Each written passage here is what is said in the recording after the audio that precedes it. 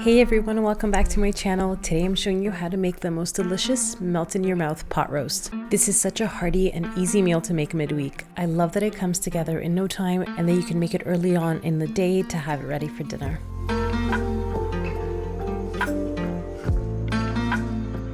Start by giving your veggies a rough chop. You'll be using 2 onions, 4 carrots and 4 celery stalks, and 8 garlic cloves. As for the cut of meat, you can use a chuck roast or a bottom round roast. So start by patting your roast dry and then salt and pepper it on all sides really well. Roasts are a tougher cut of meat, but break down to become tender when you cook them slowly over low heat. It's also a good idea to allow the meat to come to room temperature if you can for about an hour or 2, and this will help the meat cook even faster.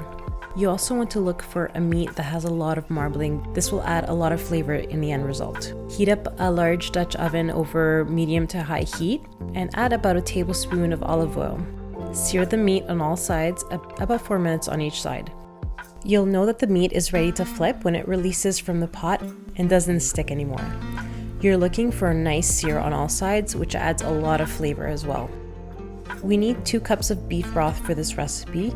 You can use beef bone broth as well, which would make it really delicious, or in a pinch you can use these bouillon cubes that you can hydrate with some hot water. I like to have these on hand as they keep for a long time and I can use them when I don't have liquid broth on hand. So I added 2 cups of hot water to the bouillon cube and mixed everything until it was nicely dissolved. When the roast has finished searing on all sides, remove from the heat and place it on a clean plate. You can start sauteing the vegetables. So put all your vegetables in the Dutch oven except the garlic. Garlic tends to burn a lot easier and quicker, so we will put the garlic in a little bit later. Add a teaspoon of dried thyme and a teaspoon of dried rosemary. And give everything a nice stir and continue cooking for a few more minutes until the veggies start to caramelize a little bit. Add a tablespoon of white flour and saute for about a minute.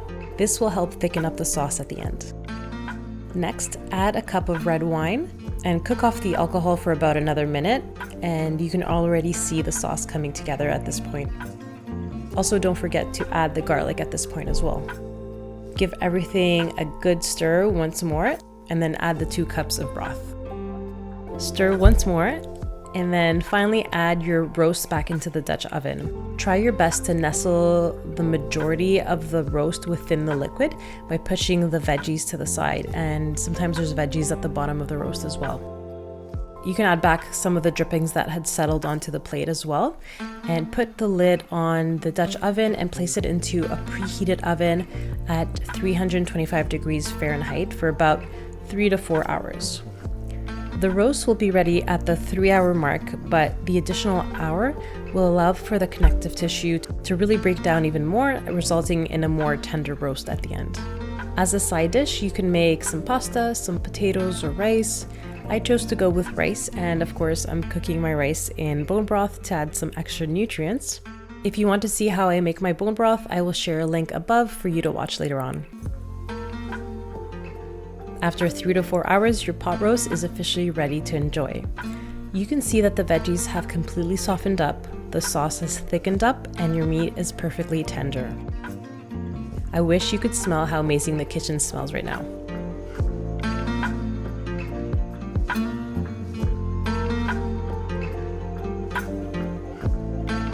I hope you give this easy recipe a try, and if you're looking for a yummy dessert to pair with this, I will link my video on how I make the most delicious creamy rice pudding. If you like this video, please give it a thumbs up, leave a comment down below, and hit that subscribe button. I post a new video every Friday on homemaking inspiration, cleaning motivation, and delicious recipes the whole family will love. I'll see you guys next time.